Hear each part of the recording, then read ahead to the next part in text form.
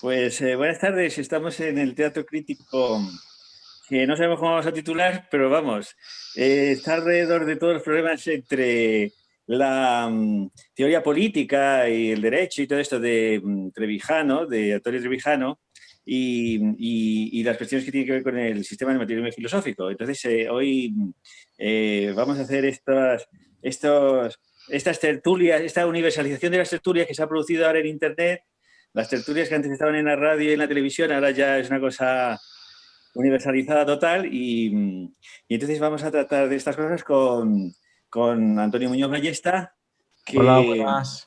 está en Mazarrón, es jurista y filósofo.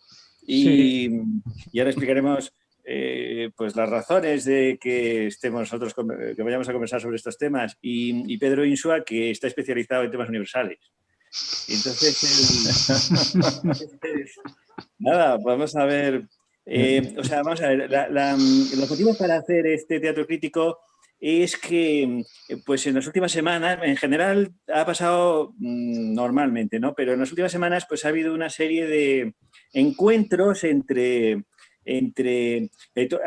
aquellos que están alrededor de las tesis de Trevijano y gente de materialismo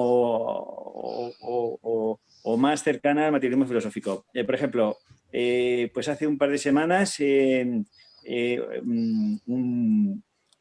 David Gistau, me parece que se llama, ¿no? Pues estuvo discutiendo con Paloma Pájaro de estas Gisbert. cuestiones. Gisbert, exactamente. Gistau por...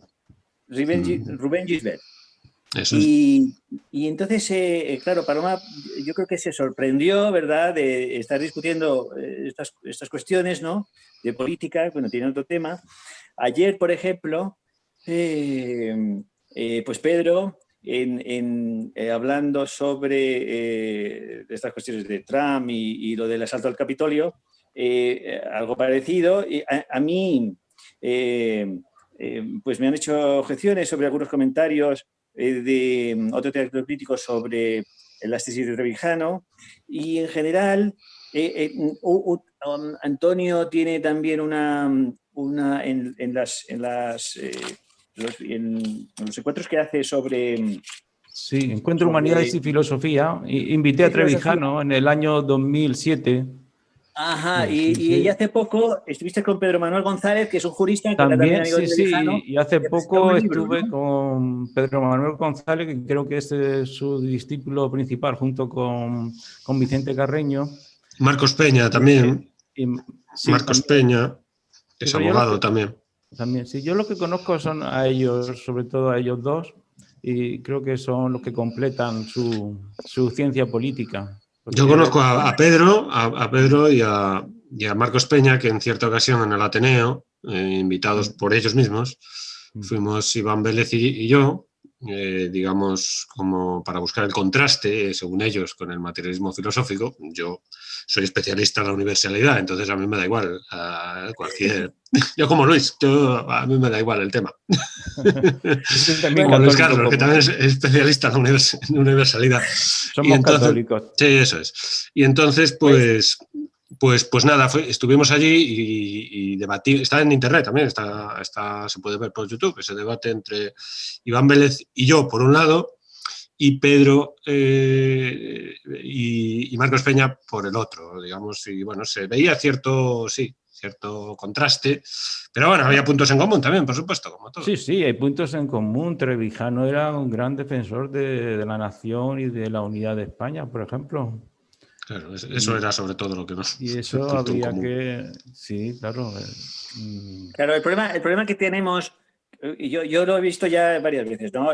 En varias discusiones de este tipo. El problema que tenemos es que las coincidencias que puede haber, pues muchas veces son pues accesorias o no tienen el mismo fundamento. Y este es el problema del asunto. Eso ha pasado, por ejemplo, con el propio marxismo, ¿no? Con el caso de Almesilla o en general, es decir, estos casamientos que se hace de bueno, que se le casa con este y con el otro y tal, estos casamientos pues dan lugar a controversia. Y entonces se trata de ver los fundamentos que están detrás de estas coincidencias. Ese es el asunto. Bueno, tenía una imagen para establecer estas diferencias, una imagen yo creo muy ilustrativa, ¿no? Que bueno utilizaba para ver cómo muchas veces había violines, decía él, suena el violín, suena igual, pero la orquesta es completamente distinta. Entonces hay instrumentos que suenan parecido, pero que después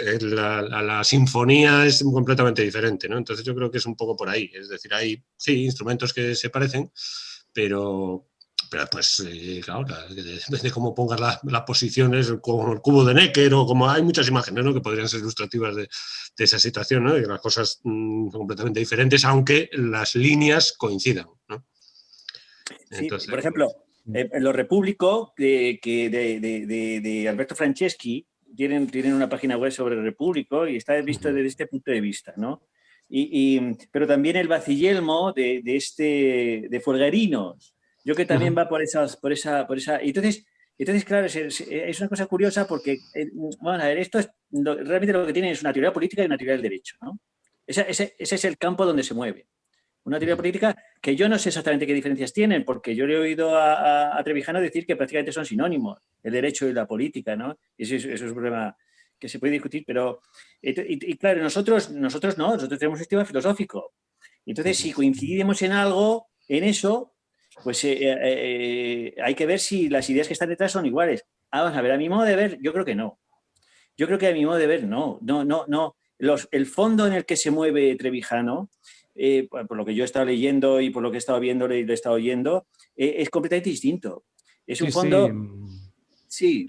Carlos, lleva razón porque Trevijano él se consideraba un jurista, sobre todo un jurista y un científico político, o teoría política o ciencia política. Él decía, y se mantiene en el MCRC, por ejemplo, que la ciencia política más importante que se ha hecho en España y en Europa es la suya, porque ha establecido qué es el sujeto político. ¿Cuál es el sujeto político? Que la Revolución Francesa se equivocaba. No era el individualismo, el atomismo. No. El sujeto político es lo que él llamó la mónada política, el distrito electoral. Cada 100.000 habitantes, más o menos, forman un distrito que deben elegir por mayoría absoluta, de forma uninominal, sin intervención del dinero ni de cualquier otra cosa, sino con razonamiento y a doble vuelta, elige a representantes en el Parlamento. Eso es una idea propia suya que, además de mejorar a Montesquieu y mejorar muchas otras cosas, pero es una ciencia política. Es lo que hace es una ciencia política. Y claro, él estaba muy enfadado porque en la academia, en las universidades, pues no se la reconocía. Y no se la reconocía, pues claro, porque tiene su parte práctica. Y la parte práctica es que es tira por tierra a muchísimos partidos políticos, bueno, a todos los partidos políticos, pues están en el Estado, y a muchos académicos, o sea que es una ciencia política muy implicada en la política, en efecto. Pero bebe de los ingleses, sobre todo bebe de los ingleses. Bueno, no de los ingleses exactamente, él bebe su filosofía, porque tiene un fondo filosófico, claro, no puede haber ciencia política, aunque sea en metodología beta, ¿no?, en situación beta, sin una filosofía o ideología. Entonces, su maestro en filosofía era Santayana, un filósofo español. Es Santayana. Y sí, pero Emerson... Pero que hizo carrera en Inglaterra o en Estados Unidos. Sí. Pero Santayana tiene algo también, algo español, y él trataba de sintetizar esas cosas. Disculpadme un momentito. O sea que bueno, pero Santayana tiene una teoría completamente idealista, Santayana, de un armonismo metafísico, una cosa Sí, así. bueno, también él también saca cosas, tiene cosas de Emerson, por ejemplo, la lealtad a cada rincón de la naturaleza repite a otro rincón de la naturaleza, lo cual le permitió llegar a la idea de la mónada, ¿no? Que ese sería el sujeto político. Bueno, entonces, para dar paso a Pedro, porque es que Sí. yo creo que precisamente esas bases filosófico-políticas que tiene Trevijano, pues Sí. coinciden mucho con lo que era el federalista y las cuestiones del el nacimiento de los Estados Unidos como república y con Sí. separación de poderes y todo eso. Y precisamente por Sí. eso yo creo, Antonio, que Pedro, inmediatamente que os pusisteis a hablar de las cuestiones de Trump, inmediatamente salió la defensa, ¿verdad?, de estas instituciones estadounidenses, ¿no? Inmediatamente, ¿no? Se vio rapidísimo que las instituciones estaban bien hechas. Era una cuestión, pues, meramente accidental o una cosa así, ¿no? Este asunto. Sí, bueno, perdonadme que tuve que levantar porque venía mi hija como está en Madrid nevado, pues venía con una bola de nieve para enseñarme y tal y cual, pero dije, ahora no puedo, bola de nieve. Sí, efectivamente, en el programa que estuvimos ayer debatiendo, un programa, bueno, que tiene bastante, lo organiza Álvaro Bernat, y bueno, era el primer directo que organizaba y tal y cual, y bueno, la verdad es que tuvo bastante eco en las redes sociales, ¿no? Y entonces estábamos Juan Ramón Rayo, Gisbert, Rubén Gisbert,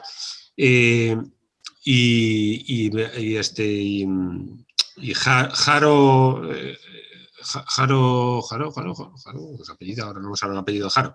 Bueno, que tiene una revista, un periódico que se llama El Liberal, Jaro García, que se llama El Liberal y que, bueno, que ahí están el propio Rayo, escribe Antonio García Trevijano, Antonio Esgotado, sí, etcétera, ¿no? Y bueno, más gente así de corte liberal, ¿no? Y entonces, bueno, en el programa, pues efectivamente, tocamos el tema de Trump, porque ayer era el tema, ¿no? Y básicamente estábamos muy, pues tocando más o menos el mismo violín, parecía, ¿no? Pero bueno, más o menos yo creo que un poco la clave crítica, me parece a mí, desde la posición del materialismo filosófico se puede hacer en general a esta perspectiva de García Trevijano y sus epígonos, si se quiere, más o menos bien reconocidos o no. El caso estaba hablando ahora Antonio, que Rubén Gisbert va un poco a su bola y sería heterodoxo con respecto a la ortodoxia trevijanista. Pero bueno, yo creo que la crítica fundamental, que entrocaba con esto de las instituciones que dice Luis Carlos, es que hay una sobredimensión, que lo hablamos el otro día Luis Carlos y yo, una sobredimensión de la concepción descendente del poder político. Es decir, no tienen en cuenta de algún modo el poder ascendente. Es decir, el poder político no solamente es el poder del que manda, sino también del que obedece, ¿no? A pesar de que la tradición norteamericana hay una tradición muy fuerte, la desobediencia civil y tal, como poder, ¿no? Thoreau y demás. Pero, sin embargo, yo creo que el trevijanismo peca, me parece a mí, de este asunto, ¿no? Es decir, que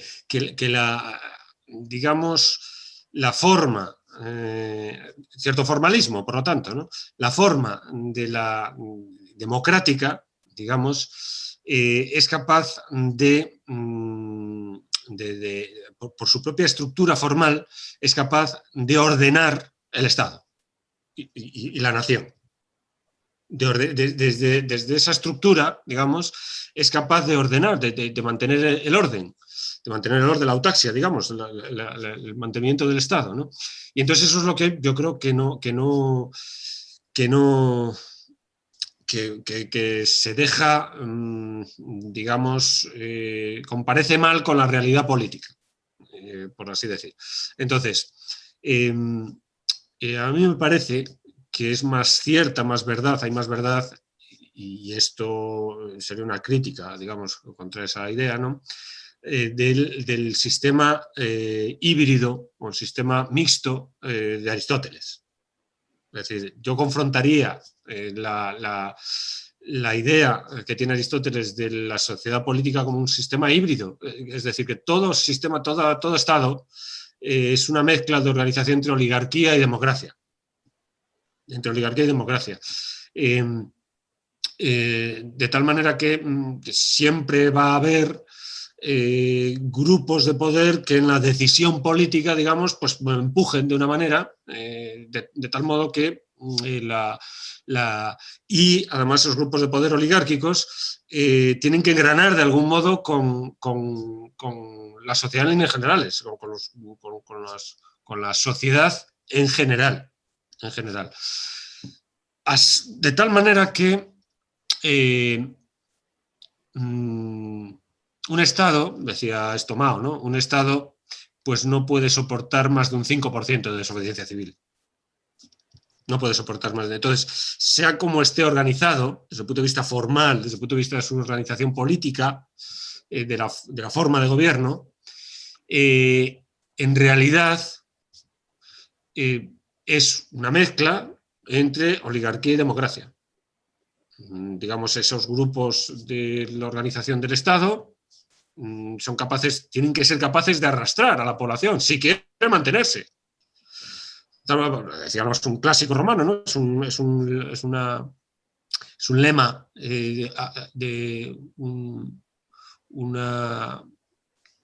un verbo dorado de estos de los romanos, ¿no? Una frase dorada, que dice algo así como que una tiranía pues no puede durar mucho tiempo si su ejercicio maltrata a buena parte de la sociedad. No puede durar, es imposible que dure. Es imposible que dure, ¿no?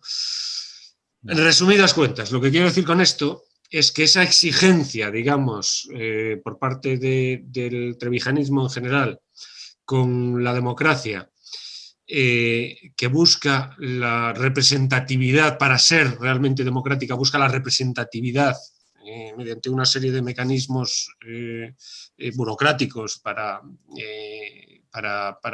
que esa representatividad sea adquirida.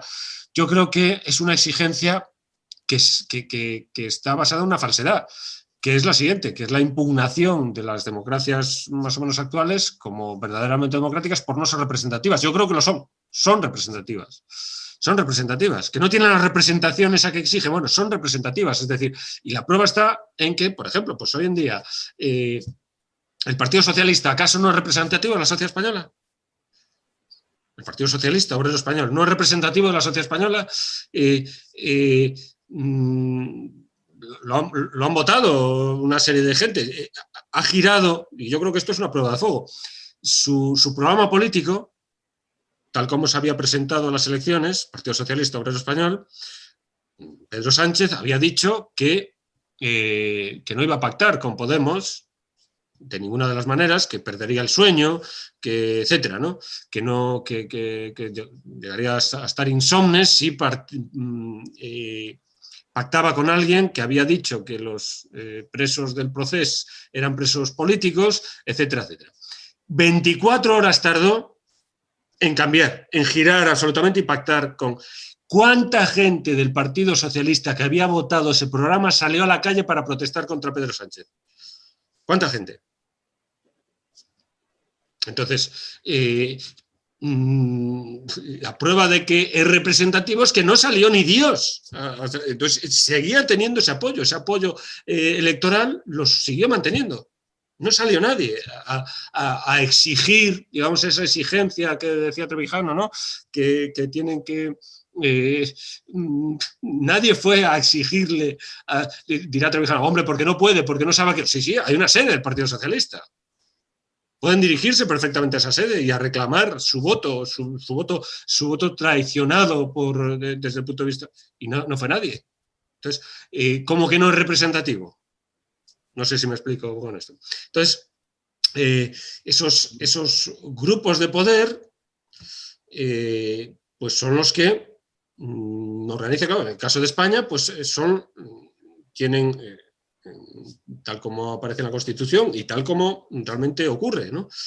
Está representado el sufragio a través, pues, de los partidos políticos, que, fijados en el artículo 6 de la Constitución, tienen un poder extraordinario, efectivamente, porque son los que aparecen después en el Congreso de los Diputados como grupos, como grupos de formaciones en el Parlamento, y entonces pues son los que eligen al Ejecutivo y eligen al judicial, al Poder Judicial, vamos, al órgano no a los jueces, pero sí al órgano del Poder Judicial, ¿no? Y entonces, pues no sé en dónde no está la democracia ahí. No sé dónde no está la democracia. No lo sé dónde no está. ¿En qué sentido no hay democracia? ¿Por qué se le niega la condición democrática a este sistema que tenemos en España? ¿Bajo qué criterios? ¿Bajo qué...? Esto es un poco la... Bueno, yo ya sabes que Gustavo Bueno decía que el concepto de democracia pues se dice de muchas maneras, democracia. La democracia en griega, donde nació la democracia directa, pues se basaba en la esclavitud y no podían votar ni mujeres ni nada. O sea, la democracia hay que definirla. Según Trevijano, hay que definirla muy bien. Y ya sé que definir no es explicar, pero hay que dar una definición lo más correcta posible de la democracia. Y la concepción que daba Trevijano, que da el MCRC, es esa, es una forma de gobierno donde debe haber separación de poderes, de los tres poderes, de la capa conjuntiva, diríamos con Bueno, siguiendo ese eje sintáctico, operativo, estructural y determinativo, deben estar separados de origen, es decir, desde la base de las mónadas o de los distritos, debe estar separado de origen. O sea, cada de esos poderes deben tener su gobierno a partir de los representantes, ¿eh? La otra cosa es que sea representativo. La sociedad española es representativa de su servidumbre, de lo poco que defiende, por ejemplo, a la nación española, que debería defenderla más, su unidad. Es representativa, que a Trevijano le llamaba pasiones de servidumbre, que vienen de la transición, de que la transición no se hizo la ruptura. En la transición se le traicionó a él, que había llegado en la Plata Junta a juntar a todos los partidos, y Santiago Carrillo y Felipe González y Fraga lo traicionaron y no se llevó a cabo la ruptura con una libertad constituyente o libertad colectiva, que es la idea fundamental de Trevijano, la libertad colectiva y constituyente de una verdadera constitución, una asamblea constitucional. O sea que no tenemos ni constitución realmente, si es una carta otorgada. Ahí tenemos los privilegios de la monarquía, una carta otorgada, y simplemente a cambio de que se iba a conceder algunos derechos o libertades individuales que parece ser que tenemos o de vez en cuando tenemos, pero que no hay ni constitución ni hay democracia en España. Y en ningún lugar de Europa y del mundo hay realmente democracia según la definición de Trevijano. Y otra cosa es la forma de Estado, ¿eh? Para Trevijano la forma de Estado es la República Constitucional, que no solamente es la forma de gobierno, que sería la democracia. No, había el Estado, que ya sabemos que es fundamental, pues sería el poder, podríamos decir, el poder ejecutivo con la administración, ¿eh? Entonces, el presidente del Estado, el jefe de Estado y presidente uniría todas esas capas basales y corticales, tendría su función pues, a través del presidente de la República Constitucional, que ni siquiera es Trump.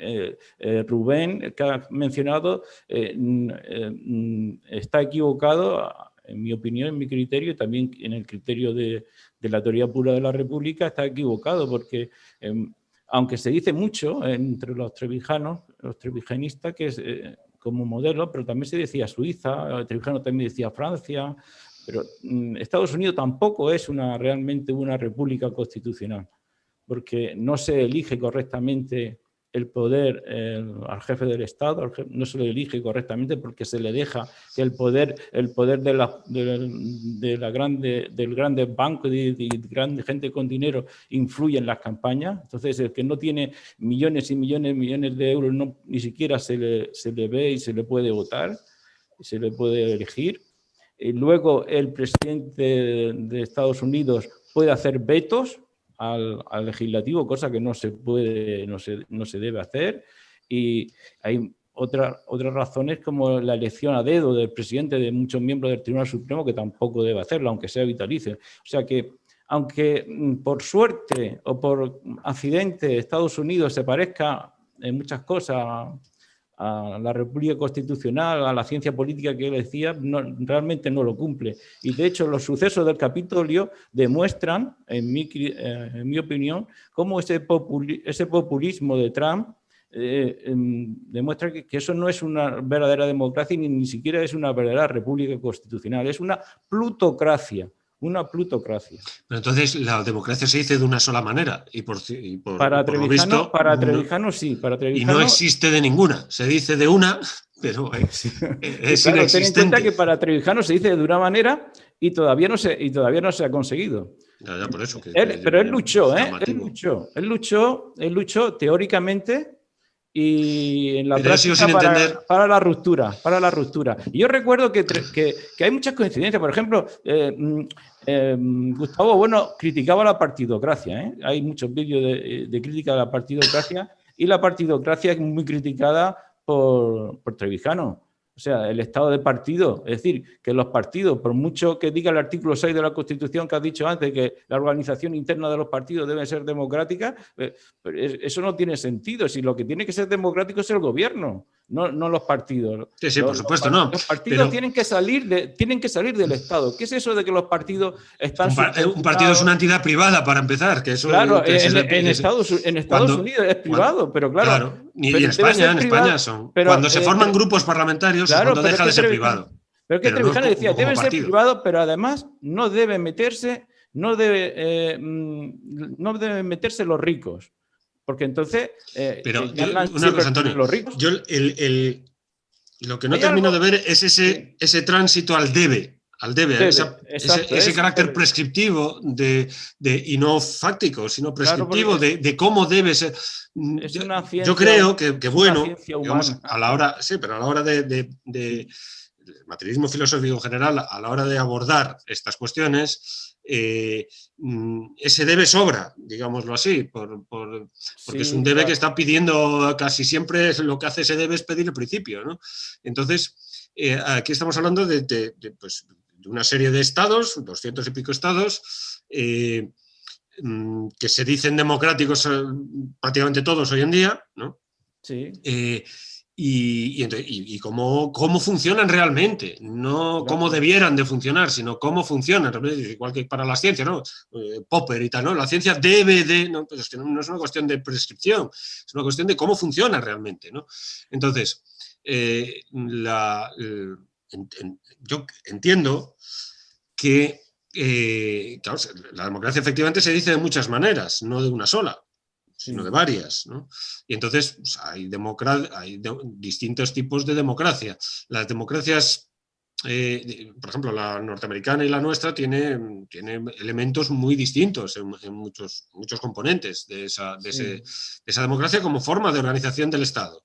La democracia es una forma de organización del Estado. Para empezar, eso la democracia interna de los partidos no tiene ningún sentido, porque un partido no es el Estado. Entonces no tiene sentido atribuirle carácter democrático solo democrático. Es como, yo qué sé, si decimos que un país es cómodo, eso puede ser una cama, un sofá, pero no un país. Es decir, estamos ahí atribuyendo, digamos, un equívoco en el adjetivo, ¿no? Entonces, democracia es una forma de organización del Estado, por lo tanto la referencia siempre tiene que ser el Estado. Y Aristóteles distinguió 5 formas de democracia. Bueno, se pueden distinguir, hay teóricos que distinguen distintos tipos de democracia, etcétera, ¿no? Democracia como las democracias, según el Manifiesto Comunista, por ejemplo, el comunismo es la verdadera democracia, por Sí. ejemplo, ¿no? Entonces, quiero decir que precisamente porque aquí está, por ejemplo, una crítica que hace el marxismo en líneas generales a las democracias burguesas, es que son burguesas y por lo tanto pierden su carácter democrático. Es decir, siempre tienen detrás, por así decir, una conspiración oligárquica burguesa que hace que esa democracia pues, caiga bajo la sospecha, ¿no? La filosofía de la sospecha famosa, bajo la sospecha de estar siempre ya trucada desde el punto de vista oligárquico, ¿no? Y siempre va a ser una democracia que esté tocada por la burguesía y, por lo tanto, como el Estado lo que consagra es la diferencia de clase, ¿no? Y la privilegio de clase, en este caso la clase burguesa, pues todas las democracias, todos los sistemas políticos que no sean comunistas, pues son oligárquicos para el marxismo. Por ejemplo, ¿no? De igual manera lo dice Trevijano, ¿eh? Claro, pero es que a mí eso me parece puro idealismo en ese aspecto, porque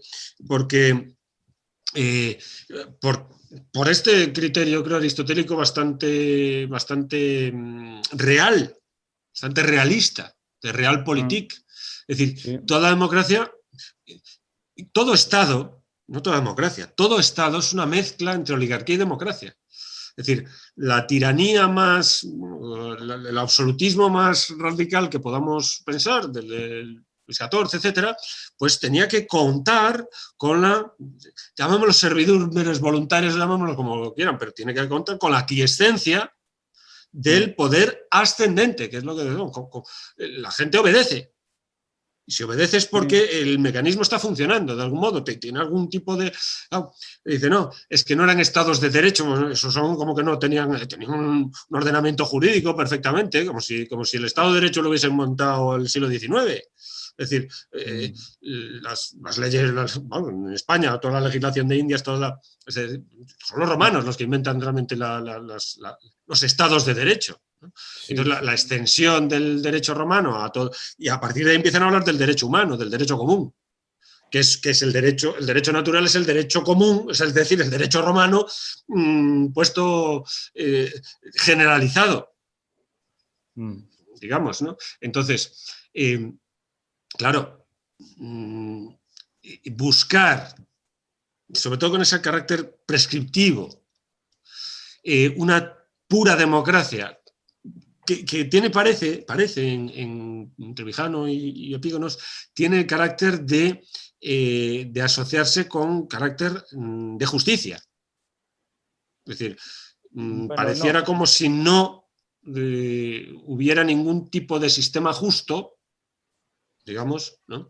Un poco parecido a esto que dicen los cristianos, ¿no? El cristianismo, Jonás de Orleans, el que mantuvo esta tesis en su pureza, ¿no?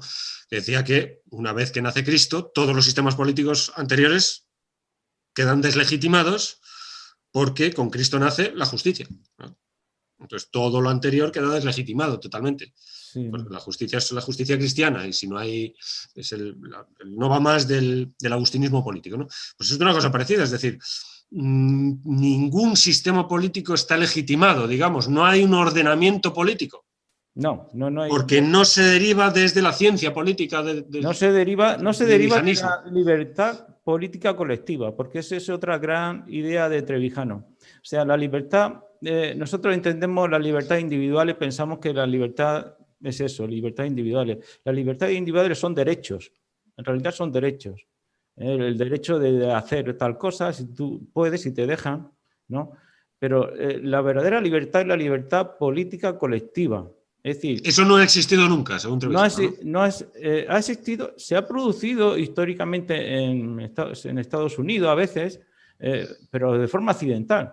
Lo que él lo descubrió y la conceptualizó en su ciencia política y la intentó aplicar a España en la transición, con la ruptura y firmando, como he dicho antes, intentando iniciar la libertad constituyente.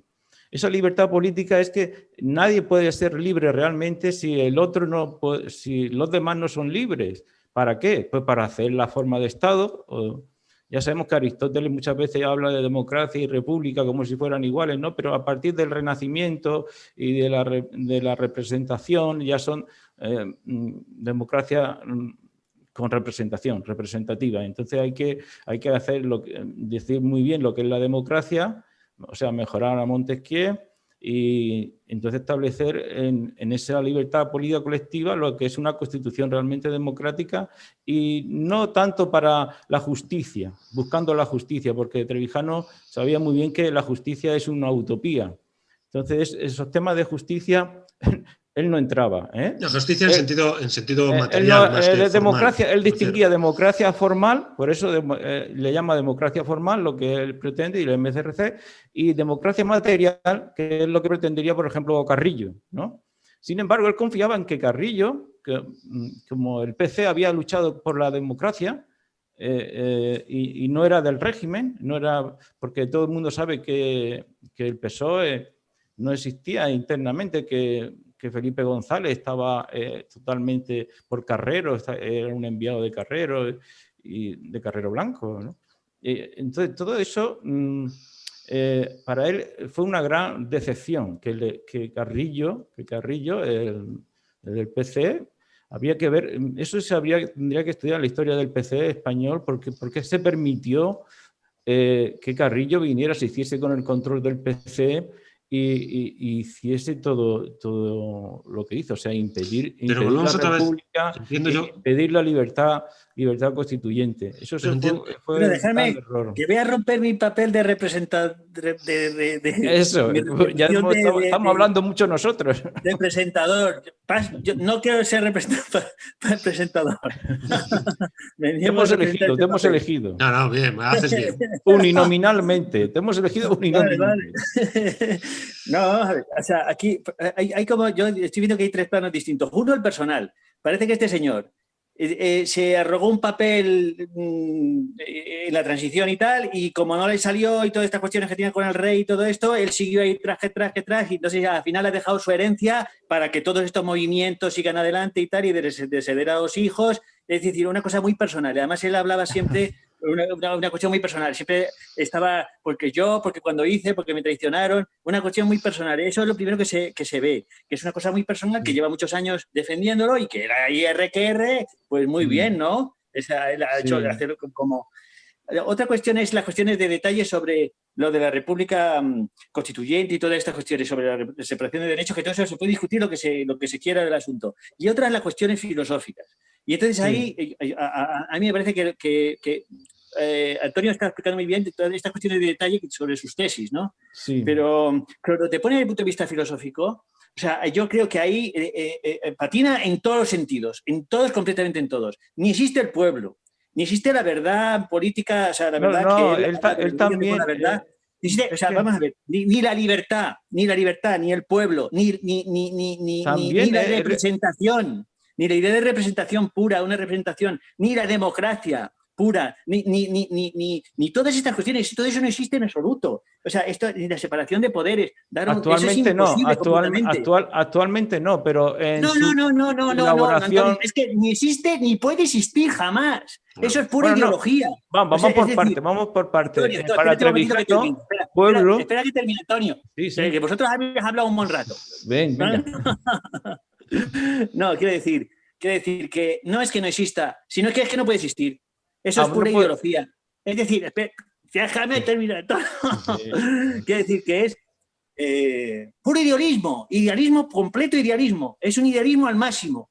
Es decir, porque además no se considera un partido político, es un movimiento ciudadano que espera que haya una crisis y entonces en la crisis plantear sus problemas, puro idealismo. Si tú no tienes fuerza, además es que tienen unos supuestos que dicen, no, es que la política es poder. Pero si no tenéis poder ninguno, son una serie de asociaciones de tal que están ahí funcionando en las redes o tal, o como pueden, pero ¿qué poder tienen? Cero completamente, es puro idealismo. Es decir, esto en el materialismo, vamos a ver, es que la idea de representación, por ejemplo, para empezar porque la idea de representación es una idea típicamente moderna. La idea de representación, esto del procurador en Cortes. El procurador en Cortes hacía eso, llevaba lo que la ciudad... que a las Cortes llevaba, y además es español, no es inglés. de 1188, Cortes de León. Son las primeras cortes del mundo. Esas son las cortes, el procurador en cortes, entonces va a defender lo que hace la ciudad, y si no defiende lo que pide la ciudad, los ciudadanos pues entonces recogen y cortan el cuello. Ese procurador en cortes, que en las cortes tendría su función de algún modo, ahora mismo eso ha quedado completamente desbancado. ¿Y por qué? Es decir, es imposible. No hay representación posible. No hay representación posible de ningún modo. Son todo modos de hablar. Porque el que, si a mí me representa a nivel jurídico, la idea de representación política es una analogía a la representación jurídica. Es decir, yo tengo un abogado y me representa mis intereses, y él es una especie de mediador y ya está. Entonces, en política eso no puede existir. Y no puede existir en política eso a nivel formal, sí, pero el formalismo es una cosa completamente accesoria. Porque la cuestión es a nivel material. ¿Qué se decide? Y entonces el representante de una ciudad de 100.000 habitantes, de las mónadas que tú quieras, otra vez idealismo puro.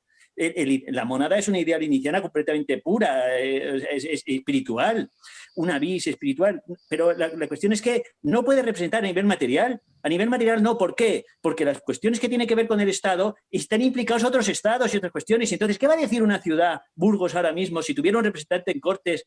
¿Qué va a decir Burgos, el representante de Burgos, de los intereses de Burgos sobre la política internacional con Marruecos y tal? No puede decir absolutamente nada. Entonces, el representante ese de la mónada queda completamente fuera de juego, porque este modo de entender la República, sí que es monadológico. Es porque está separado de cualquier otra república. Es una cuestión completamente formal y como si se adelantase algo con eso. Con eso no se adelanta absolutamente nada. Esa representación, ni esa libertad, porque el pueblo no es libre, depende de otros pueblos.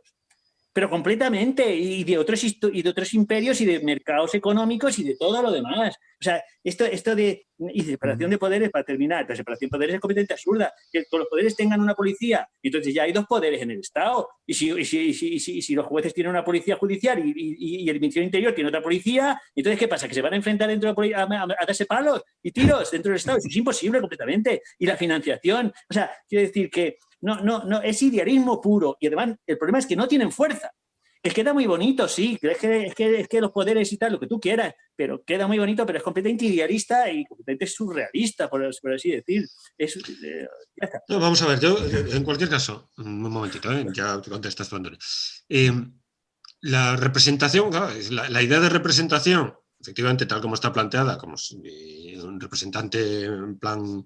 el representante, un abogado o lo que fuera, ¿no? Procurador, otro tipo, un procurador que defiende los intereses de determinada facción. Por ejemplo, de Burgos, pues es imposible ya hablar de los intereses de Burgos. Es decir, que no se puede... La idea de representación, en realidad, lo que ocurre en un sistema que implica el ejercicio del voto, etcétera, ¿no? Es una resultancia de un montón de intereses entrecruzados, confrontados muchas veces, y sale como resultado algo que no está previsto en ningún momento en ninguno de esos actores, digamos, que funcionan ahí. Es decir, se supone que cuando uno vota a un partido político, ¿no? Vota a un partido político, este es el ejercicio, digamos, de nuestros derechos democráticos en España, es votar lo que ofrece un partido político, un programa político.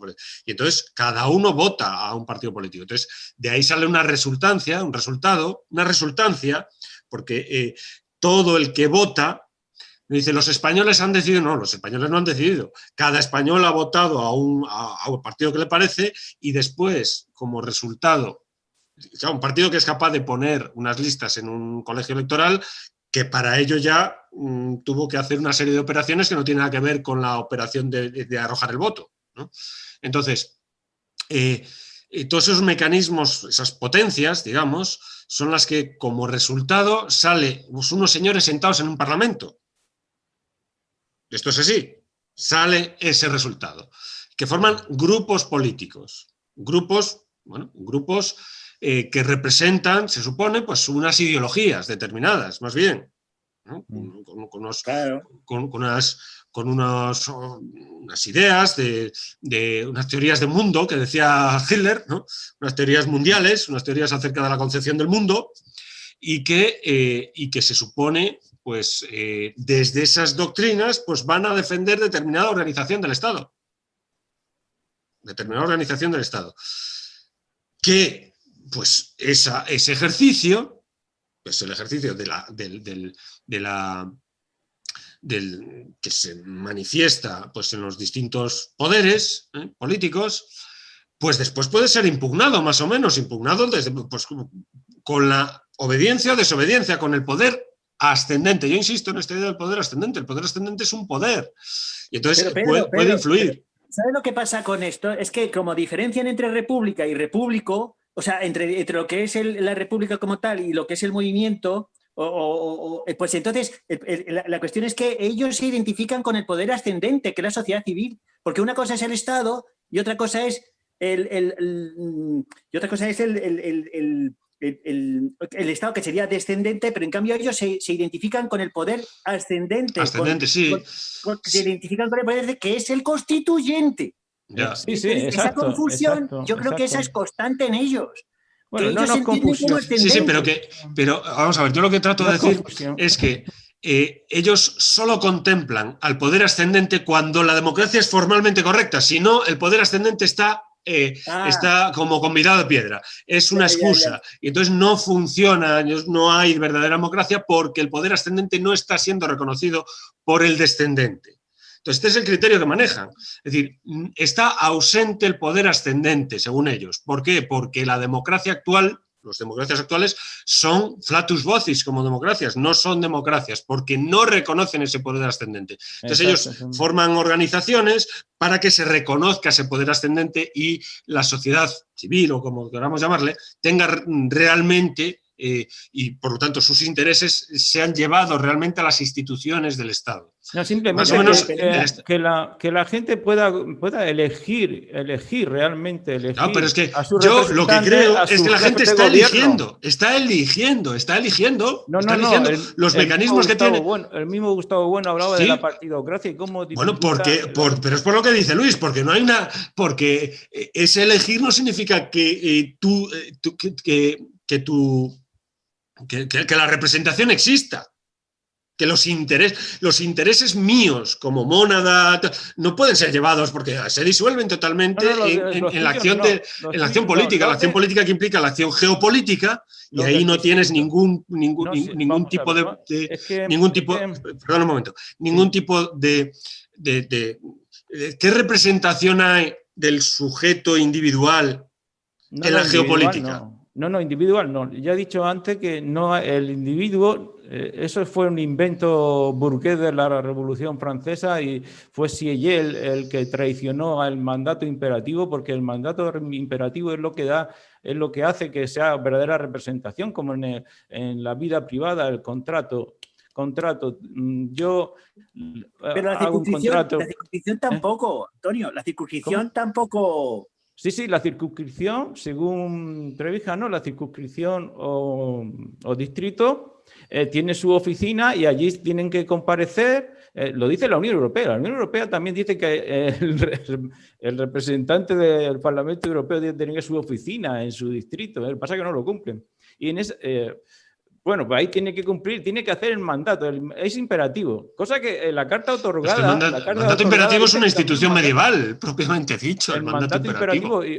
Sí, bueno, esas ideas vienen del pasado que influye, ¿no? Ahora, ¿no? Como la democracia material, viene de Lenin. Trevijano fue un gran estudioso de Lenin, de sus obras, y por eso quería llevar a la práctica utilizando ideas de Lenin, también. Bueno, habéis dicho muchas cosas que a veces se me olvidan. Vamos a ver, no sé si, como no lo he apuntado, esa idea de soberanía metafísica también la tenía Trevijano, la tiene. Eso es soberanía, eso es metafísica, eso es idealismo. Trevijano tiene ideales, no idealismo. Trevijano era materialista, era realista, era ateo. No es idealista. Trevijano es... en ese sentido realista, materialista, pasa que tiene ideales de intentar, como intentó él, con la ruptura, con Don Juan, ya lo he dicho, o sea que es teórico y práctico. Y tiene ideales, pero no es idealista. Lo que ocurre es que, por ejemplo, el pueblo, pues tampoco, él no creía en eso del pueblo y de la soberanía, ni de eso, que voluntad general, o sea, igual que bueno. Él era materialista, Pasa que él no quería, porque él tenía su filósofo, como he dicho antes, Emerson, Santayana, pero él era ateo. O sea que no es un idealista, no es un idealista. Lo que ocurre es que él da su definición de lo que es democracia y de lo que es república constitucional. Y se trata de conseguirlo. Y hasta que no se consiga, como él lo hizo, pues entonces estamos engañados. La democracia, la supuesta democracia que tenemos, es un engaño al mismo pueblo, que se hace el mismo pueblo. ¿Entendido? Es un engaño y claro, los oligarcas están encantados de continuamente engañar al pueblo a través de sus medios de comunicación, pero a través de sus profesores, a través de sus filósofos, a través de todo el mundo. Es que esa es la política. La política es el engaño. Claro, la política es poder, y claro. La manipulación. Exacto, pero... Eso es el realismo. El realismo político es que la política se basa en el engaño, la fuerza, la coacción y la manipulación. Pero que él también es político. Y lo demás... Pero hay muchas formas de hacer política. No. Hay muchas formas de hacer política.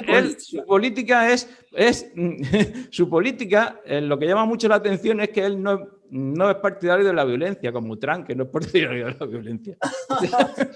O sea que pues entonces él es con la abstención activa, abstención activa. O sea, sí, pero eso no lleva a ningún sitio. No, él lo explicaba. La explicación que daba es lo siguiente. Sí. En toda sociedad hay tres partes. La conformista, la que le da igual que conformista. Otra reaccionaria, que quiere mantener la oligarquía, la plutocracia o la tiranía o la dictadura. Y otra que le llama el tercio laocrático, de Laos también, laocrático, que esa tercera parte es la que hay que construir o arañar a la parte que no ni le va ni le viene a la política, arañarla, y cuando se tenga, por ejemplo, 10.000 repúblicos bien organizados, se irán despertando y actuando y cogiendo, entrando en la lucha por el poder. O sea que es también lucha por el poder, porque la República Constitucional es eso, es conseguir la separación de los poderes y que se controlen unos a otros, porque mientras están controlándose y matándose como sean unos a otros, a los ciudadanos lo dejan en libertad, pueden conseguir a través de sus hechos más libertades, etcétera. O sea, ese logro por lo cual 10.000 no es que constituye una verdadera democracia, sino lo que conseguirá es que tienen fuerza suficiente para imponer su criterio, pero no porque sea una verdadera democracia o deje de serlo. Es decir, a mí me parece, insisto, en que democracia es un concepto equívoco, totalmente equívoco en general. Democracia es un concepto equívoco. Es decir, equívoco porque pueblo es un concepto completamente oscuro y confuso. También eso. Porque pueblo, es decir, pueblo lo mismo es una fracción del pueblo es tan pueblo como aquella que pugna por lo contrario. Entonces, aquí yo creo que lo que arroja claridad es el concepto de poder político, de soberanía como unidad decisoria, determinado por algo que es muy claro desde el punto de vista de la intuición, como diría Kant, ¿no? Intuición sensible, que es la frontera, que se pueden ver perfectamente en un mapa. Entonces, y eso viene marcado por el territorio. Entonces, el territorio que puede ser organizado y por lo tanto defendido, marcado por la capa cortical, la frontera es aquel ámbito en el que se desarrolla el poder político. Más allá de esa frontera, el poder político se extingue porque hay otros poderes políticos que se oponen. Entonces, ¿cómo se organice ese poder político?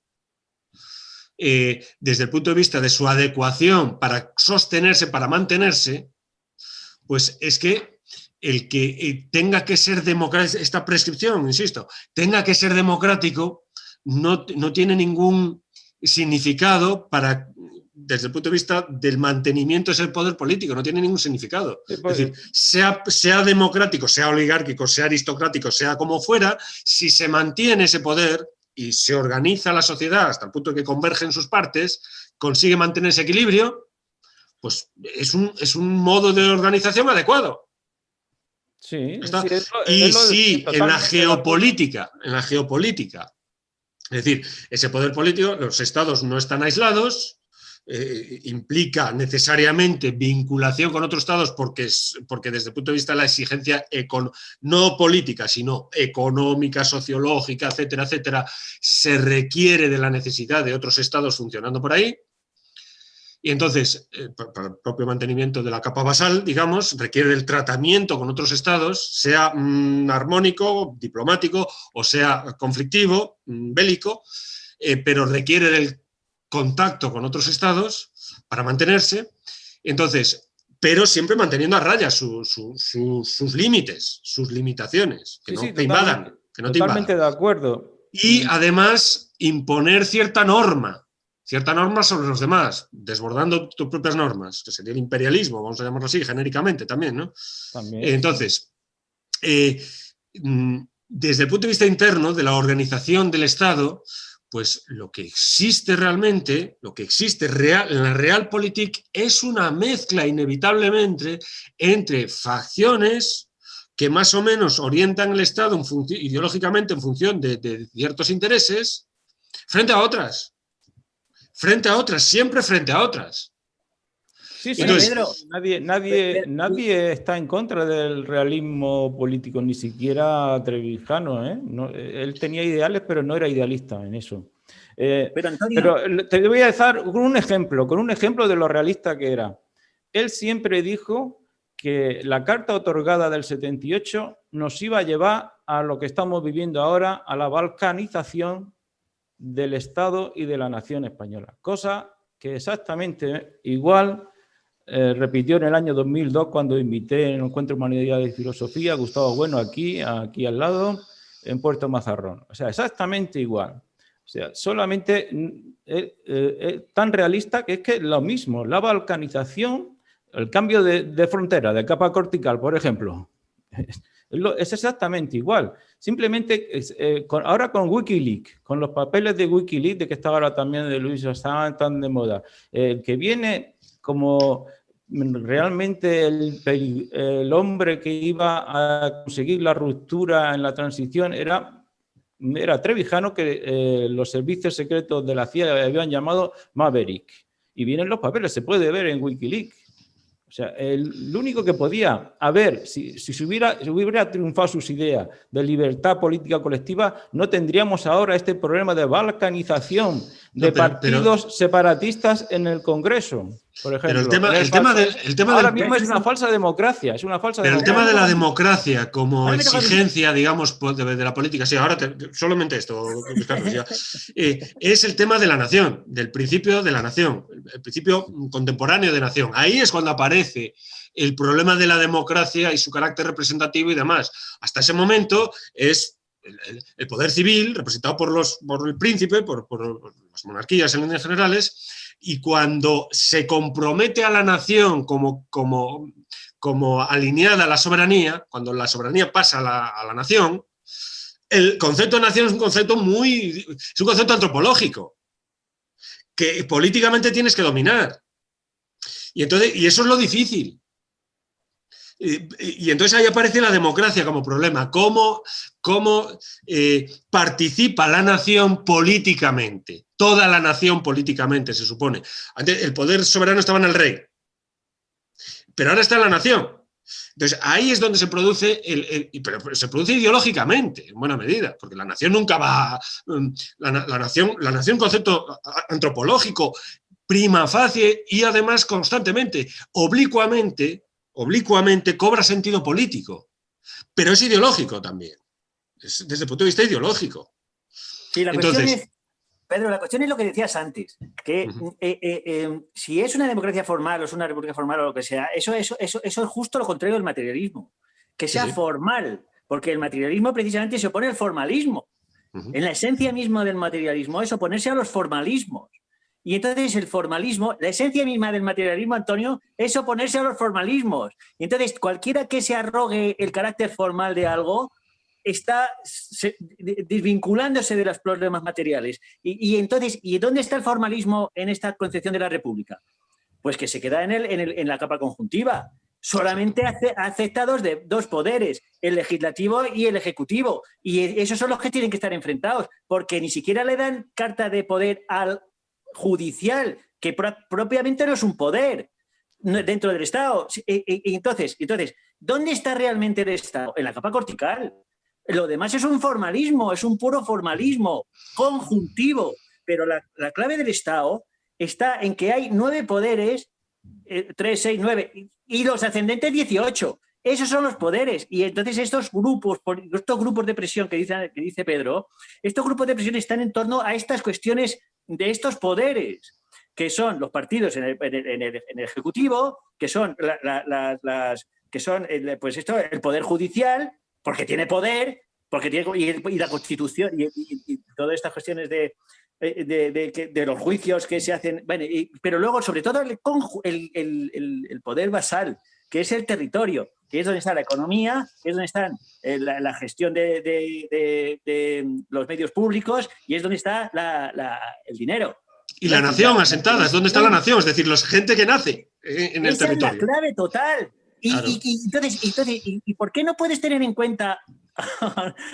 Has de oír la palabra, que soy el moderador. Vale. ¿Por qué no podemos tener en cuenta? ¿Y por qué hay que tener en cuenta obligatoriamente la capa cortical? Pues porque estos estados, estas repúblicas, no nacen desde sí mismas. No es que en la transición España no se diese a sí misma una estructura auténtica, porque eso es imposible, porque estaba el SPD alemán y estaban los Estados Unidos, y si no hay transición, no hay historias, y están los comunistas, y está la URSS, y están todo el mundo de garras metidos ahí controlando lo que está pasando. Entonces eso de que, pero es que me traicionaron a mí, pero si no pintas nada, tú no pintabas nada en la transición, señor Trevijano. Sí, pero cuenta usted con el poder de los Estados Unidos, está usted al tanto no, y ahora si hay una catástrofe, ¿qué es lo que va a pasar? O lo que puede pasar, tampoco tienen poder, porque el poder se mueve a otras escalas financieras, ese es el poder, Antonio. Dice que la balcanización, pues vamos, lo más probable es que vayamos a la balcanización. Entonces lo que cuentan son esos poderes internacionales, que eso es evidente, que son la Unión Europea ahora mismo está controlando completamente todo lo que pasa en España, con financiación, con todo lo demás, y si no. Y entonces eso es la realidad. Y esos 9 poderes corticales, el ejército es un poder fundamental, completamente fundamental, el ejército. Y luego las relaciones internacionales y estas cuestiones. O sea, eso es realmente materialismo. Esos poderes están ahí. Den usted la palabra. Bueno, por alusiones. El materialismo, yo creo, lo sabes tú mejor, Luis Carlos, se opone al idealismo. El materialismo se opone no al formalismo. Hay una circularidad de formalismo y materialismo. Se opone al idealismo. Y en lo demás, Trevijano te daría la razón, o sea, él era realista, o sea, que te daría la razón. Él lo intentó, siempre lo intentó, incluso con el 15M lo intentó. Y ahora con la nueva reivindicación de la unidad nacional también lo ha intentado, hasta sus últimos días lo ha intentado. Y predijo que aquí vamos a esta falsa democracia, o democracia realmente existente, pues es un engaño continuo, un estado de partido que desengaña incluso la forma de pensar correcta. Por eso él insistía en las definiciones, en darle un concepto claro a las palabras, a democracia, a república, a libertad colectiva. Entonces todo eso se pierde. Pero él es consciente totalmente de la codeterminación de los otros estados, del imperio. Él era consciente de eso. Ahora, pero ¿qué pondría el que fue la ciencia política que él dice es realista, no es idealista, él está en contra incluso de esa de justicia social. Es beta. Entonces tiene que contar con las operaciones de los sujetos, que son los que tienen el poder. Es exacto, beta. Sí, no tiene verdades. la No hay política, ciencia, ni no una. hay ciencia política, ahí sí que no hay ciencia Sí, política. Bueno, le llama verdad a su forma de entender la filosofía, le llama verdad que él descubrió del sujeto político verdadero no es el individuo. No es el individuo. Eso ya lo sabemos. Es el distrito. No, nada, bueno, vamos a ver. Hay Es que el otras Estado. cosas que quería puntualizar, que habéis dicho también. ¿Cómo que el representante va a saber de política internacional? No, vamos a ver, una vez que se va el representante va a la Cámara del Parlamento, del Congreso, una vez que ahí tienen que elegir un gobierno del Parlamento, un consejo de legislación, donde irán los más estadistas, como decía Platón. O sea, irán realmente los estadistas Pero ¿cuál es la materia de esa representación? ¿Qué lleva como representativo? Es decir, ¿qué representa? No, distingue representatividad de representación. Sí, eso en cuanto a las leyes, a hacer las leyes y el derecho realmente que estructure realmente al Estado. Pero en el Poder Ejecutivo, tanto que habéis insistido en la capa cortical, él era más cortical que nadie. Para cortical trevijano.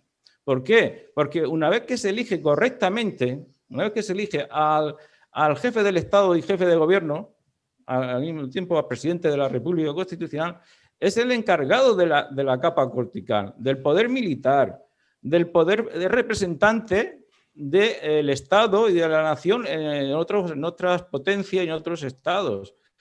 O sea, más seguridad. ¿Pero qué añadiría eso a la situación actual? ¿Qué añadiría eso? En contra, y es lo que ese presidencialismo es lo que evitaría en la balcanización. Vamos a la balcanización porque no hay un auténtico presidencialismo. No hay república, pero no es condición. No hay democracia. No. Pero que la balcanización está en la materia del asunto. La balcanización es una balcanización que al margen de la forma de la organización del Estado. Que tú pones a un tío que perfectamente estadista. Bajo esas mónadas y lleva el separatismo a las instituciones. El separatismo no lo borras por poner un presidente de la República, un presidente democrático de la República. Es que no lo borras. Ese es el formalismo. La circunscripción sería nacional. Vamos a ver, el materialismo supone que la forma, entiendo yo, la forma es una determinada organización de la materia, nunca puedes perder de vista la materia. Es una determinada organización de la materia. Si tú sobredimensionas, por así decir, hipostasías la forma y pierdes de vista la materia, pues eso es el formalismo. Entonces, aquí hay una materia social, que, por ejemplo, pues tienes a una población de unos 2 millones de personas, vamos a poner en Cataluña, no sé cuántos, pero esto es sociología, digamos, pero más o menos. Y además el sufragio te da cierta representatividad de eso, que están votando a unos partidos que dicen en sus programas que quieren separarse de España. Entonces tienes una estadística bastante fehaciente del asunto. A menos que pensemos que está trucado todas las elecciones y tal, cosa que dudo. Porque después lo tienes en las redes sociales, los tienes en la sociología, los tienes en las televisiones, los tienes en muchos sitios. Entonces, tienes que tener cierta fuerza social para que eso tenga eco, porque si no, no sería absurdo. Que esté ahí puesto por alguna mano invisible que no veamos y que esté tocándonos los cojones pues, a los españoles para destruir el Estado. Pues hombre, no. Hay un poder ascendente, vamos a llamarlo en estos términos, que busca el separatismo en España. Eso, por democracia representativa, no representativa, democracia presidencialista, no presidencialista, eso no lo borras desde el punto de vista de cómo lo formes el Estado. Ni siquiera con estos que decían con reformando la ley electoral, que no los borras así tampoco. Que la reforma de la ley electoral es un atajo que que eso no lo borras. No, sí, vamos a ver. Tienes que tratarlo de otra manera. Quitando las autonomías, se quitan. Hay que quitarlas. Claro, claro que hay que quitarlas las autonomías. Claro, pero... La República es el Estado de las autonomías. Porque las autonomías ya es una concesión a esa gente. Es una concesión. Que no tienes por qué hacer. Pero a la gente, aunque quites el Estado de las autonomías, no vas a borrarlos de ahí. Otra cosa es que al no concederles los combatas, que es lo que no se hace. No le estás combatiendo, porque le estás concediendo. Estás pretendiendo que concediéndole se van a neutralizar. Y eso es el error. desde el punto de vista de la prudencia política. Hemos llegado a esta balcanización en España porque no triunfó el ideal y la ciencia política de Trevijano. Porque no, hombre, coño, pero no triunfó porque es una petición de principio, no triunfó porque estaba ya ahí. Es decir, entonces no porque, pero quiero decir que eso es realista. Círculo vicioso. Eso es realista, eso es materialista, no es idealismo. No se hubiera... Me parece completamente idealista pensar que porque formes... Las autonomías no hubieran surgido porque en una constitución realmente verdadera no se hubiera hecho en una nación como España autonomías para que estos pequeños caciques se inventen la historia y hagan lo que han hecho. ¿No? Porque estaba Estados Unidos detrás, estaba Alemania, estaba la clave está en el estado de partido. El estado de partido, igual que Gustavo Bueno criticó la partidocracia, que es lo mismo, la partidocracia y el estado de partido viene a ser lo mismo, porque son organizaciones del mismo estado que en realidad no es democrático ni es nacional, pues eso es lo que está haciendo esta balcanización. O sea, tenemos que, lo que él decía Trevijano y dice el MCRC es que hay que ver eso, hay que verlo. Esa materialidad, esa realidad de intentar salvar la unidad nacional con un verdadero presidente y una verdadera república constitucional. Si mantenemos partidos como el Estado ahora, vamos a seguir hacia más balcanización. Pero una partitocracia también la hay en Francia y no ocurre esa balcanización, también la hay en Italia. Lo que es la constitucionalización de los partidos políticos, es decir, que el partido político aparezca en la Constitución, artículo 6 en el caso de la nuestra, es una cosa posterior a la Segunda Guerra Mundial, que se empiezan a incorporar en las distintas constituciones que se van dando tras la Segunda Guerra Mundial. La Constitución del 31, por ejemplo, no aparece el partido político como representativo de la voluntad popular, tal y como aparece en el artículo 6, sino que aparece una asociación más, te puedes asociar como puedes asociarte como coleccionista de sellos o como coleccionista de, yo qué sé, de setas, pues también puedes asociarte y ya está, desde el punto de vista político, es lo que contempla la Constitución del 31. Pero este carácter de representación de la voluntad popular, que expressis verbis es lo que dice la Constitución respecto del carácter de los partidos políticos, es a partir de la Constitución del 78 en España. En Francia es un poco antes, después de la Segunda Guerra Mundial, todas después de la Segunda Guerra Mundial. Entonces, bueno, que es, pues... ¿por qué se produce esa constitucionalización de los partidos políticos? Bueno, son precisamente el reconocimiento, la forma italiana de organizar. Bueno, hay distintas tesis al respecto. La cuestión es que ese poder del príncipe moderno que decía Gramsci, ¿no?, del partido político, ese poder de esos grupos, está en todos los entornos nuestro. Si esa fuera la clave de la balcanización en España, sería la clave de la balcanización en otros países, imagino. Si esa es la clave, si eso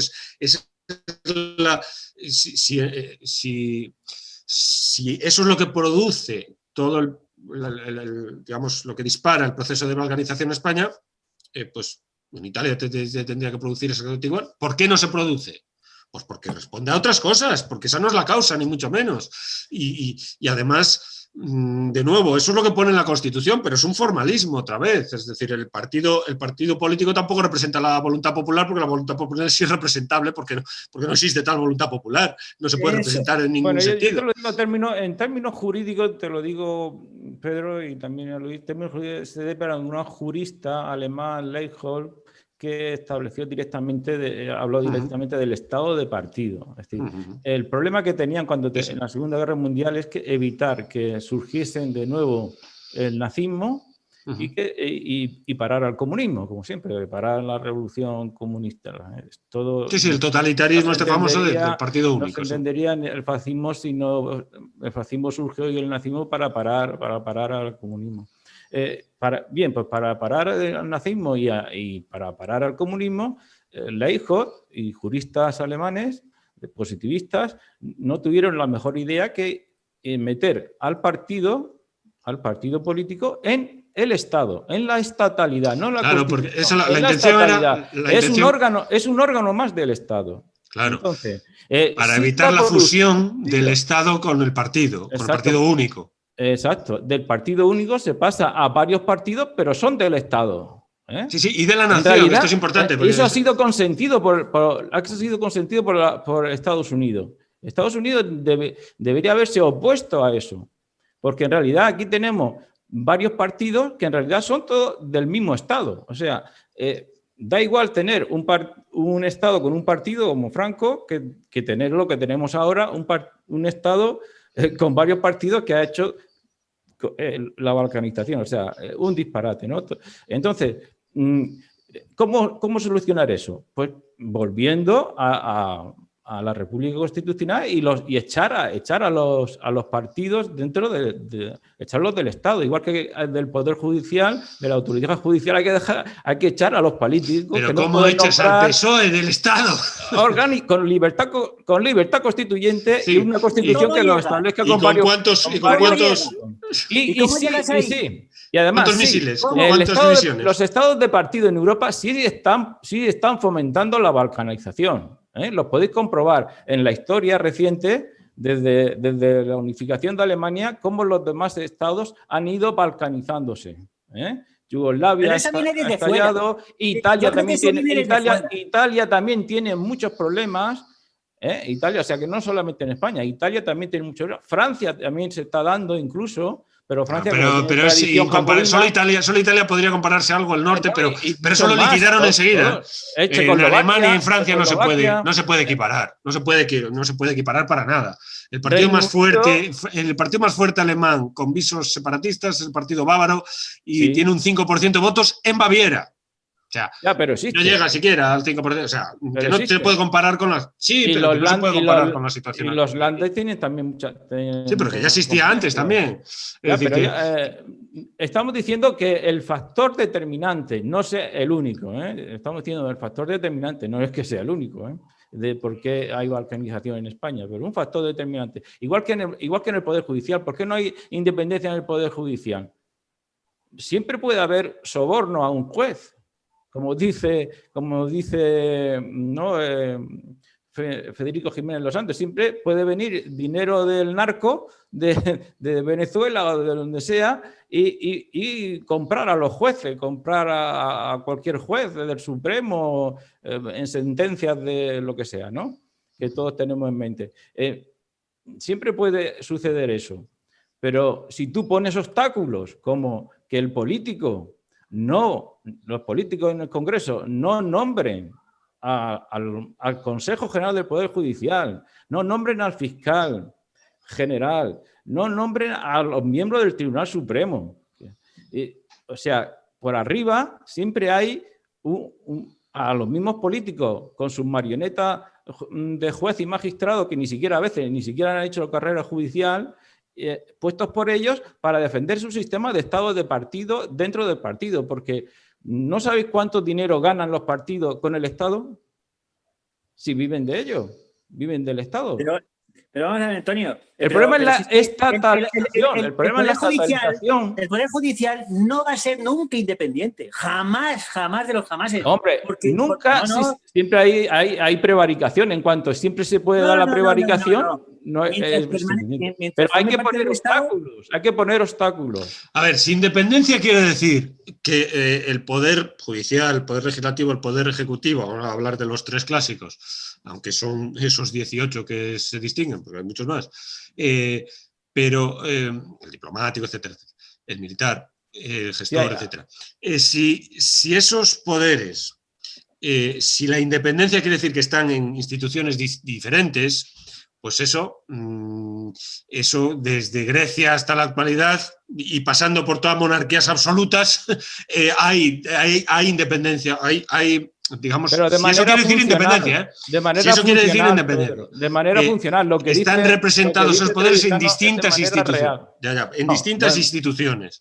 No, de manera real, yo lo que niego es que de manera real sea claro, yo también. Además, entonces, el Poder Judicial... Si con independencia quiere decir que están en distintas instituciones, eso siempre lo ha habido. No se puede exigir porque siempre lo ha habido, incluyendo las monarquías más absolutas que te puedes echar a la cara. Es decir, los jueces pues estaban allí y sí, que si algunos nombrados por el rey, no sé qué, no sé cuánto, pero tenían su independencia y dependían de otros poderes, muchos de ellos. De poderes señoriales, de poder que el rey muchas veces no podía imponerse a todos ellos. Entonces... los señoríos jurisdiccionales, por ejemplo, pues allí eran muy independientes del poder real. Entonces, la Inquisición era independiente. La Inquisición era independiente del poder real, porque dependía de la Iglesia. Entonces, dependía relativamente la Inquisición medieval, porque la Inquisición moderna ya no era tan independiente. Pero bueno, quiero decir que tienes ahí instituciones, que esos poderes están en distintas instituciones. Entonces, eso es la eclesía griega tenía funciones judiciales. No es lo mismo funcional. Pero Antonio, Antonio, pero si Trevijano está pillado, porque dice, no, tiene que haber independencia judicial. Pero claro, como las leyes las hacen los políticos... Claro, ya está. Como las leyes... No, claro, entonces, ¿y para qué quiere la independencia? Si tienes que juzgar luego con las leyes que te hace el político. Y entonces dice Trevijano, claro, pero es que el político no representa al pueblo. Y entonces se va del derecho a la política para arreglar desde la política lo que en el derecho es imposible. Vamos a ver. Entonces la política... No. Y entonces dice, entonces que tiene que haber representación y tiene que haber otra libertad constituyente y todos esos requisitos. Pero es que esos requisitos no se van a dar nunca. Entonces usted está buscando una separación de poderes que depende del político, que el político no representa al pueblo, no puede hacer leyes que luego el juez pueda aplicar con legitimidad popular. Pero oiga, pero si es que eso ni se va a dar la separación de poderes, ni se va a dar la libertad constituyente, porque la idea de libertad constituyente es un oxímoron, porque nunca existirá, porque todos los demás países están con las garras puestas encima y no te va a dejar, y ni tú tienes poder para hacerlo, señor Trevijano, ni nada de eso. El poder lo tienen la gente de las oligarquías, así de claro, y la gente que tiene dinero y puede mover los medios de comunicación, y fuera de ahí no hay realismo ni hay nada. Por mucha gente que... No, está el poder ascendente, yo insisto, el poder ascendente está ahí. Y entonces tú puedes votar o no votar. Pero es negativo. Y abstenerte. Sí, es negativo. Es negativo. Exacto, es como en caso de Romano, pues el representante de la plebe, ¿no? Que era un poder negativo, que podía decir solo vetar, ¿no? No podía... El tribuno de la plebe. Pues el tribuno de la plebe, pues es una cosa así, efectivamente el poder ascendente, digamos, tiene esa función, pero es una función fundamental y es un poder. Es un poder muy importante. Bueno, entonces, pero sobre todo porque el político... Que se diversifican cada uno de los poderes. Exacto, porque por supuesto. Cuando votas la abstención, que es donde insiste Trevijano, pero luego es que hay otra serie de poderes por todos los sitios, distintos. Claro. En el militar, en el gestor, en la tributación. O sea, quiere decir que luego se diversifica también, no es uno general. No, claro, se diversifica exactamente igual que el resto.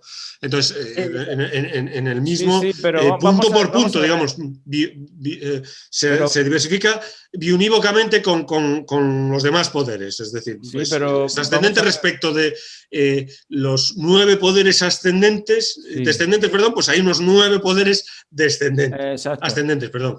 Entonces, yo tengo aquí el libro de...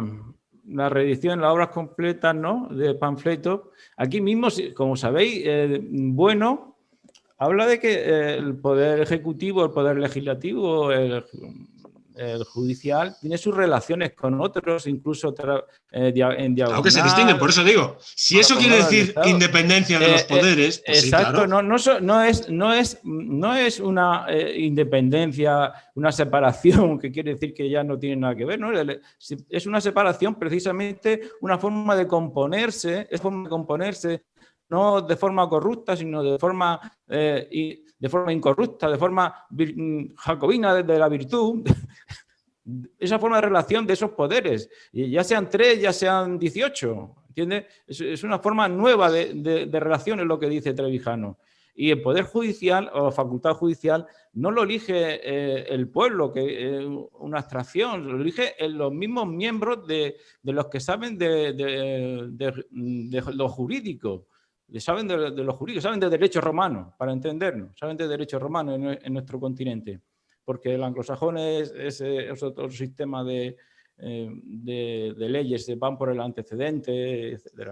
Aquí en el continente por el derecho romano. Entonces, los que saben de derecho romano, ya sean notarios, abogados o procuradores o jueces o fiscales, ellos saben realmente quién puede estar en el gobierno de los suyos, que ellos van a elaborar su propio presupuesto y luego se lo van Pero, Antonio, pero es que una cosa es el Poder Judicial como tal, como gobierno de los leyes, de los jueces y no sé qué, otra cosa es los jueces administrativos, la Administración de Justicia, que otra cosa es la judicatura que tiene el ejército, que es distinta. Otra cosa es el Tribunal de Cuentas, otra cosa es el Tribunal de Cuentas, que es quiero decir que cada uno todo de eso los debe poderes controlarse, que tiene el todo eso, y deben reformarse, no debe haber Estado. Y ministro otra de cosa justicia. es el derecho internacional, que es la capa cortical. Es decir, mira, yo tengo una tesis, Eso es Antonio. representado Yo tengo por el una jefe. tesis, es que cada uno de los derechos, cada una de las ramas del derecho que existen, cada una de las ramas, el derecho constitucional, el derecho fiscal, el derecho militar, el derecho internacional, el derecho gestor, el derecho administrativo, cada una de las ramas responde a uno de los poderes del Estado, que tiene bueno en su cuadro. Pedro, yo creo que se puede ensayar la tesis de que cada uno de los poderes del Estado, porque no hay derecho sin poder. Exacto. Totalmente. Que le garantice. Entonces, ¿cuáles son los poderes que garantiza cada uno de los derechos? Pues cada uno de los poderes del Estado. Entonces, yo creo que las ramas del derecho se pueden entender perfectamente en función de cada uno de los poderes del Estado. Sí, y esos poderes son poderes. No hay Estado, es decir, hay poder y no hay derecho sin poder. Y ese poder es el poder soberano, que eso tampoco, quiero decir que es verdad que un país puede estar muy sometido, muy encajonado, muy presionado, digamos, desde el punto de vista de la intervención de otros, soberanos intervenidos, ¿no? que decía Garcés, es decir, muy intervenido, pero mientras mantenga el poder soberano, es decir, que esos poderes efectivamente se apliquen, es decir, que nosotros nos regimos por unas normas que no se deciden, por muy determinadas que estén y por muy presionadas que estén, no se deciden en pues la Asamblea Nacional Francesa, no se deciden perdón, que se me estaba poniendo aquí, no se deciden en el Congreso, en el Capitolio norteamericano, a pesar de que ahí se deciden cosas que después nos influyen muchísimo, no, se deciden en las Cortes, en el Congreso de los Diputados y en el Senado. Se deciden ahí, presionados, no presionados, lo que sea, pero se deciden ahí. Incluso las de Bruselas. Incluso las de Bruselas pasan por ahí, porque si no, las de Bruselas no tendrían ninguna, porque Bruselas es un tratado. Bruselas es un tratado, no es un Estado. Entonces, como es un tratado, pues pasa por los órganos representativos, que son múltiples y en función de esa trama de poderes que diseña perfectamente bueno, teniendo en cuenta la sintaxis del poder político, en las ramas y capas del poder político. Entonces, ese entrecruzado, ese entreverado, y entonces, mientras esos poderes estén funcionando, digamos, desde el punto de vista soberano, mientras estén funcionando, pues da igual si tienen la forma de una democracia, es que eso es un puro formalismo, porque en realidad siempre es una mezcla híbrida entre pues, grupos de poder y gente, el poder ascendente, que se pliega a esos grupos de poder, más o menos. Entonces, es una mezcla, es una mezcla entre oligarquía y democracia, siempre, incluyendo la monarquía más absoluta que puedas tener. No gobernaba Luis XVI, que es una pura fantasía. La monarquía es un concepto ideal, precisamente, el propio Aristóteles lo reconoce, son tiralíneas, digamos, más o menos orientativas, que forman más bien, funcionan desde el punto de vista ideológico para justificar, desde el punto de vista de la justificación del poder político, pero no de su funcionamiento. Su funcionamiento es un funcionamiento de grupos de poder y de gentes, los habitantes en concreto, pues el censo, vamos a hablar el censo y más, que los niños también cuentan y no están en el censo, más o menos, los 47 millones de españoles, pues están funcionando ahí, más o menos. Entonces, y los extranjeros que haya, los 5 millones de extranjeros que están en España. Entonces, pues ese ordenamiento político, y es político porque está ordenando el Estado. Y es un poder porque está funcionando realmente, si no, no sería un poder.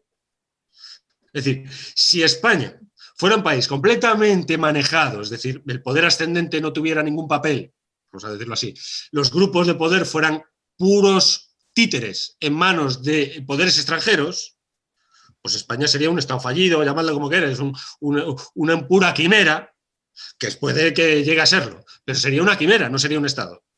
Pero España es un Estado, de momento. De momento no, es un Estado. Que lo que no se puede es eliminar esas influencias, ¿no? Y suponer exacto, que nosotros, claro. Porque es mejor, porque yo creo que ese modelo sí que va a funcionar, pues ya con eso te van... Porque yo a Trevijano le he oído muchas veces decir, que discutan conmigo. ¿Y qué tiene que ver eso? ¿Qué vas a arreglar con eso? Eso no se arregla nada. Estuvo en la clave, estuvo en 40.000 sitios ¿y qué consiguió? Absolutamente nada. No va por ahí la cosa, vamos. Oye, no sé si os parece bien que no sabemos ni cómo titular esto, pero bueno, vamos a dar un veredicto. Es que hay compatibilidad entre el trevijanismo y el materialismo filosófico. Yo creo que en absoluto ninguna. Es mi posición completa. Antonio, ¿a ti qué te parece? Yo creo que sí, que hay algunas cosas que son comunes. Por ejemplo, la defensa de la unidad de la nación española, la defensa de que las partidocracias no son correctas y muchas cosas también, incluso en plan filosófico.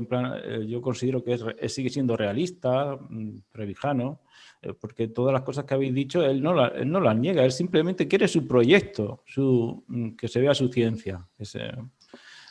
No es un idealista, es totalmente... Él, por ejemplo, no criticaba la democracia material, porque eso no debe estar en la Constitución, en eso son cosas de ideologías. Y el movimiento que debe hacer la libertad de la Constitución debe ser no ideológico, que eso es otra, ¿no? O sea, que no debe ser partidista. Eso hay que dejarlo para después, para después. No, yo creo que eso nos diferencia totalmente. Es decir, la política incluye la prudencia, como decían los escolásticos, ¿no? Y Trevijano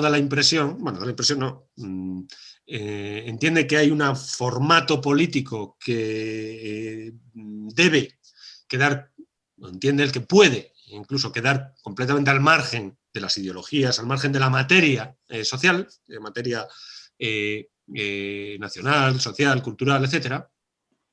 Y entonces que, digamos, desde el despacho del teórico político puede decir calculemos, y entonces se calcula como Leibniz, ¿no? Con aquello del lenguaje formal, calculemos. En lugar de estar discutiendo, pues reducimos todo a proposiciones a un lenguaje formal, a una característica universalis, y en lugar de estar debatiendo, que el debate pues siempre termina mal, como decía, bueno, pues vamos a calcular, ¿no? Pues yo creo que esa es la pretensión de Trevijano con la política, es decir, no, aquí hay un formato, calculemos cuál es tanto de poder judicial, tanto de tal, y lo metemos en la coctelera del despacho del teórico político, del politólogo, y sale una democracia perfecta. No, eso es puro idealismo, absolutamente. Yo estoy ahí totalmente. O sea, eso no hay por dónde cogerlo porque no existe la ciencia política, no existe. Siempre incluye la prudencia y por lo tanto tienes que contar, y ahí está, porque la forma política es una, bueno, como la forma científica también, ¿no? Es una determinada organización de la materia, pero en este caso la materia nunca deja que se llegue a esos límites alfa operatorios, vamos a hablar en estos términos, del calculemos. Nunca puede llegar a ese calculemos, nunca, porque tienes de repente pues una corriente, el 15M, pues nada, que te sale una corriente por ahí y te produce un partido político, que es Podemos, que es puro desastre, que no estaba calculado en ningún sitio. Eso fue a base de apoyos que encontró en la ciudadanía, en la población, que estaba ideologizada ya, entre otras cosas, el fundamentalismo democrático, fundamentalmente. Claro, el fundamentalismo... Y dinero extranjero. Y el fundamentalismo democrático es una ideología que ha funcionado a partir de la caída del muro de Berlín. Entonces, pues claro, tienes unas condiciones que imponen, o sea, tampoco es una cosa espontánea, por supuesto, eso, de espontáneo no tenía absolutamente nada el 15N, Nada. pero no estaba calculado, no estaba previsto. Y eso su tesis sí. es la misma, no nos representan. Exacto, es la misma, es la de la partitocracia, la casta que está de espaldas al pueblo. Claro, se ponen de frente al pueblo y ¿qué tienes? Pues la misma casta, pues coño, un chalete en este sitio y no sé qué. Pero recordar una cosa, poco antes de 1917 Lenin estaba en Suiza en una mesa diciendo da, que muchos dicen que inventó el dadaísmo ahí de Lenin. O sea, que, sí, pero engranó, pero Lenin... Nadie sabe el futuro. Claro que no, por eso digo. Entonces, pero Lenin, en determinadas circunstancias, claro, tienes una guerra, contexto de una guerra, en el 17, una guerra. Tienes una revolución de febrero que el gobierno provisional se convierte en un vaciado prácticamente. Allí prácticamente nadie le hace caso al gobierno provisional. Y entonces hace unos ajustes. El leninismo supone básicamente son las tesis de abril. Entonces, básicamente, sobre todo, ¿por qué triunfa? Coño, porque ofrece la paz. Una paz que había sido prometida por Kerensky. Todo lo que hace es todo lo contrario. En lugar de meterse la paz, hace una ofensiva del ejército ruso. Y entonces, pues claro, Lenin, ¿qué ofrece? Engrana con la materia rusa en ese momento, engrana. Y dice, es que arrasó, ¿no, coño? Pues ha engranado porque triunfa, al final triunfa. ¿Y por qué triunfa? Porque consigue engranar con capas de la sociedad en función de prometerle a los militares, que son 10 millones de tíos, del ejército ruso en ese momento, la paz.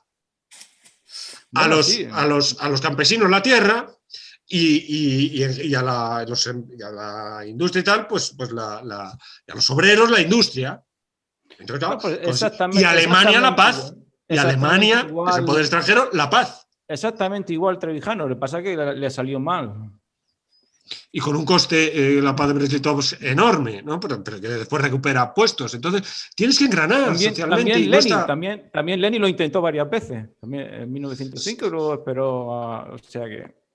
pero bueno, sí, Lenin... vamos a ver, yo puedo entender, por ejemplo, que Lenin también tenía una teoría pura del comunismo, más o menos, y entonces con eso fue y tal y cual. Y entonces, pues, allí todos se lo pusieron en determinado momento. Bueno, no vamos a entrar ahora porque además ya estamos terminando, estamos en la carrera final, estamos cuesta abajo. Y tampoco tenía un plan para cuando estuviese en el poder. No, plan sí tenía, otra cosa es que ese plan estuvo improvisando en plan de material hasta que no... el plan tenía y después fue rectificando ese plan. Hasta que no se puso el primer plan quinquenal, que no se puso... realmente... No, bueno, pero por ejemplo, el hecho de dar el golpe de Estado en el 17, o sea, en octubre, precisamente, justo antes de la Asamblea Constituyente, precisamente ahí tienes, ni Asamblea Constituyente ni leches, ahí tienes... Mira, esto es una... Otra de Trevijano, en ese punto. No esperaron a la Asamblea Constituyente, porque si hubieran esperado a la Constituyente, sabían que la iban a perder. Pero también constituyó Lenin. Sí, pero que no esperaron... Pero que el golpe lo dan antes, precisamente porque sabían que iban a perder la Asamblea Constituyente. La Asamblea, y utilizaron el poder de los soviets y tal, un poco, vamos, recubrieron la acción del bolchevismo con el poder de los soviets como si fuera representativo de lo que el soviet quería, cuando no era así, etcétera. Pues fueron pintando las cosas como les convino y al final... ¿Pero por qué triunfa? Porque engrana con otras cosas que no forman parte de la teoría. Engrana con otras cosas. Pero engranan por muchas cosas que son a veces accidentales. Por eso te digo. Por eso Trevijano lo intentó, incluso que son contingentes, más que accidentales, contingentes, diría yo. Es decir, porque una vez que se producen ya son... Exacto, entonces ahí no hay idealismo, son contingentes. Lo intenta con Don Juan, le sale mal. Lo intenta en la crisis de Felipe González, lo intenta en el 15M, lo intenta hasta el final de su vida con el rebrote de las banderas españolas, ¿no? Contra la independencia catalana. O sea, que siempre lo ha intentado. Lo que pasa es que no ha tenido la suerte que tuvo Lenin, ¿no? Podríamos decir. Bueno, entonces... No, yo creo que vamos a ir... No sabemos todavía cómo titular esto. Le vamos a dar un formato... Trevijano y Lenin. Trevijano y Lenin. Pues... voy a terminar como terminaría Carlos Madrid. Que descanse en paz. y bueno, no sé, si si se tercia, volvemos a discutir del asunto, pero vamos, yo creo que no sé si da mucho de más de sí. Bueno, eso no se sabe. Nunca se sabe. Pues nada, pues muchas gracias, Antonio. Gracias a vosotros. Gracias como a Pedro lo vosotros. tenemos en la universalidad, pues nos encontraremos en bueno. cualquier punto del... Cualquier punto del universo. Su pase es infinito, igual no nos encontramos nunca, pero... Hay que encontrarse. Pues muchas gracias. Gracias a vosotros, un placer. Adiós. Venga, chao. Hola, Antonio. Hola, ¿qué tal? Falta Pedro, ¿no, Marí? Hola, Perdona. buenas. Ha dado esto por actualizarse, no sé. Me ha dicho Luis Carlos que ha tenido un debate ya sobre ayer. sobre Trump y lo del Capitolio y al final Sí. ¿qué? Pero tú no te has hecho liberal ahora. No, yo nunca, jamás. Yo nunca. Yo soy jacobino.